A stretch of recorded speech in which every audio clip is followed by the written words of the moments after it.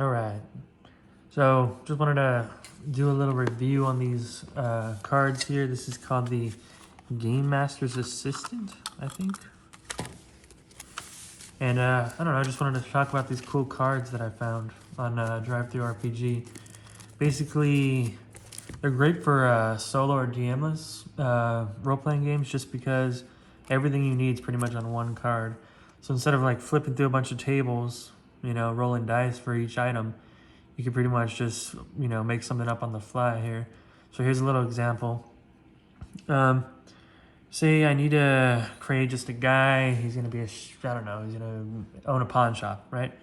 All right, we know his name's Elmer.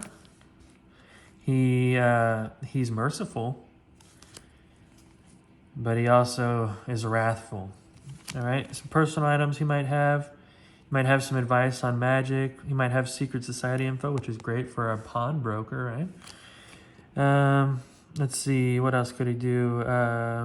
He has a battered package that he wants us to deliver. And we should discuss new fears with him. So let me just give you a rundown of you know, each part of the card real quick. This is a difficulty generator. So this is going to be on a bell curve, 1 to 10. 1 and 10 happen least out of the numbers, 5 and 6 the most. So it's kind of just like a good average.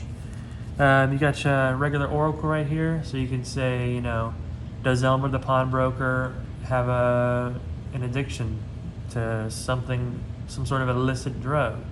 I'd say it's a 50-50. And since it's 50-50, that's even odds, so it's a no.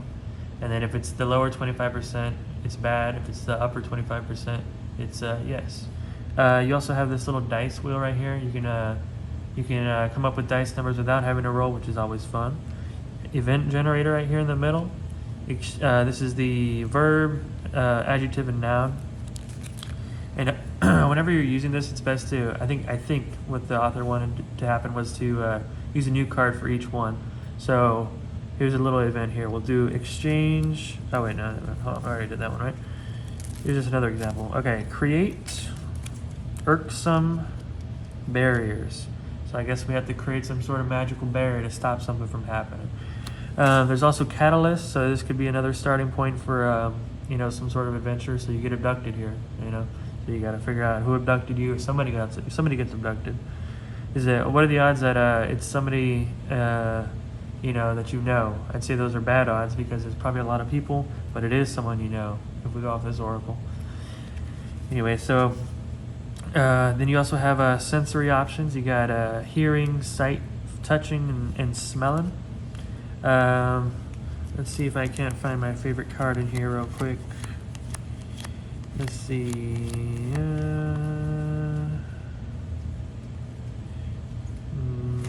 I'm not gonna find it. One of the smells here though is cat piss, and that's just a great.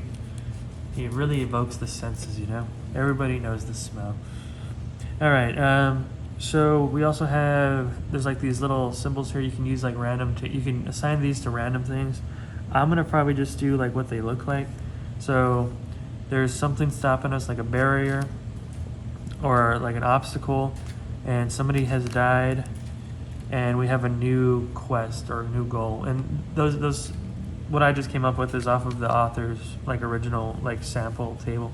Probably not ever gonna change it because it's, you know, too complicated. You got a belongings table, so you can come up with a random junk that someone might have on them.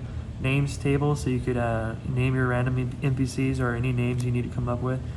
This little icon right here is a scatter die.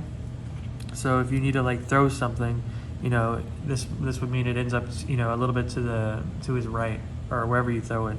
This would be like, you know, ends up southeast of him or something. This I guess would be like a direct hit, and then this flat line would be a complete miss. There's also these Norse runes and elements. I won't ever use these, I don't think. The table's too long. I don't want to have to go through a table. I might use it for writing random Norse things, but other than that, the elements are pretty cool. I would probably use them to like, you know, generic Avatar: The Last Airbender, you know, fire bad, air peace, water heal, you know, earth strong kind of thing. Locations, you can get a bunch of random locations down here. well. There's a asylum, clock tower, and then these are kind of like NPC characteristics. You got virtues and vices. That's cool. I really like the deck. It's gonna be great for playing like Morkborg.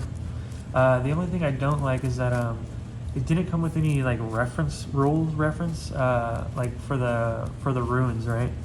I know that there's a print and play option where you can print out a card and it has like a chart of runes, and then it has one of them has like a breakdown of what each of these line items is. That would have been great if it came with the cards. I would have paid a little extra too, but I don't want to print it out because I'm not going to get the material to match, and that's going to bother me a whole lot. Also came with this little deck box. I think I paid $1 for this. And then I sleeve these in perfect fit sleeves, and they fit just great in this here box. Now, I think this box is a little bit bigger than the regular one. I think there's a smaller one that's like a poker deck size. This one's like 2 decks. Anyway, it's pretty cool, especially if you're lazy or you do solo stuff. I'd say check it out. It's only like $10. That's it. Peace.